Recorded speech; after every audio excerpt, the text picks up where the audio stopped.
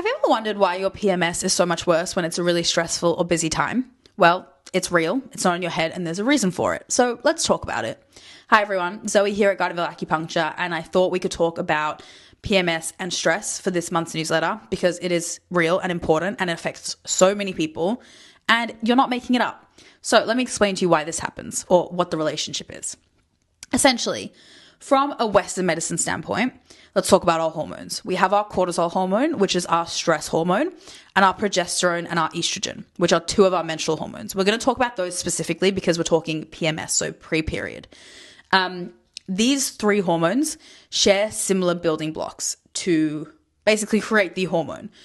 Now, let's picture we have three cookies, right? We have our cortisol cookie, progesterone cookie, and our estrogen cookie. They have some different ingredients, but they share a lot of the key significant ingredients. And one of those is chocolate chips because they're all a different type of chocolate chip cookie. If we're experiencing constant stress, we need more cortisol cookie. We're going to release more cortisol. So we're going to put, out of the amount of chocolate chips that we have, the total amount, we're going to put a lot of that into that cookie because that's most important right now. We're going to keep producing cortisol cookies to get us through that stressful time. So then when it comes to make the other two cookies, the progesterone and the estrogen cookie, we don't have many chocolate chips left. That essentially is what happens. So we don't have enough chocolate chip cookies. We can't create enough progesterone and estrogen cookies. This concept is called the cortisol steal. So cortisol essentially steals resources from our other hormones and they're not produced at an adequate level. This can result in those PMS symptoms. So whether it's bloating, discomfort, breast distension, irritability, and that mood fluctuations is massive, or irregular cycles and irregular timing. Now, let's talk about this. Sorry, just briefly. This does affect the entire cycle. This affects our LH as well, our luteinizing hormone, which has to surge at time of ovulation. I'm not focusing on that because we're PMS, which is pre-period, but it does affect the entire cycle. All right, from a Chinese medicine standpoint, we're talking about the liver. The liver it stores the menstrual blood and is meant to release it when it's time to bleed. So it regulates menstruation in Chinese medicine. There needs to be the smooth flow of blood to avoid any discomfort, pain, tension, any of that. In Chinese medicine, when we experience stress, our liver becomes stagnant. Our liver qi to be specific. And if qi becomes stagnant, the blood can become stagnant. Now, I kind of picture this as like a knot, right? Tension is a knot. If you picture like cartoons and they have this like a symbol to represent stress and tension, it's this knot above your head. Picture that in your liver. It's creating a knot. There's built up energy. It has to go somewhere.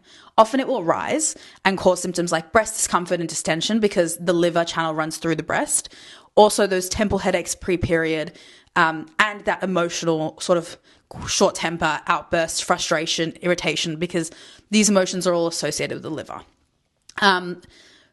Basically, we need to manage our stress so our qi is not stagnant and everything flows smoothly. So picture like a traffic jam in your liver, and we need to make sure all the lights are green and everything keeps moving.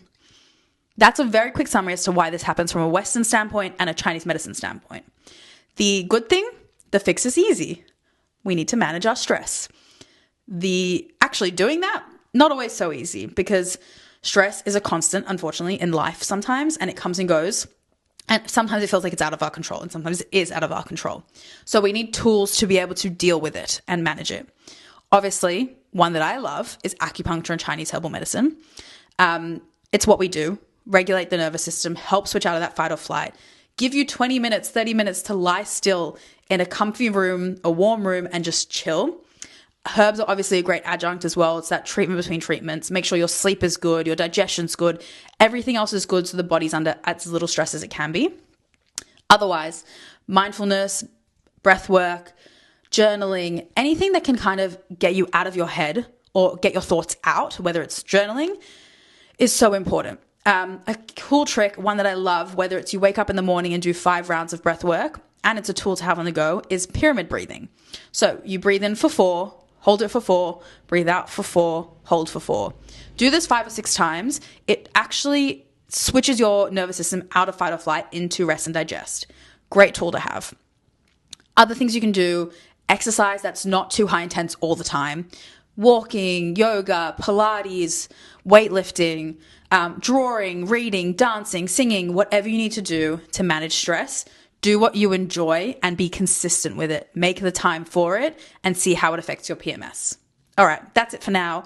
We will see you soon, and go check out my blog for more info. Thanks, guys.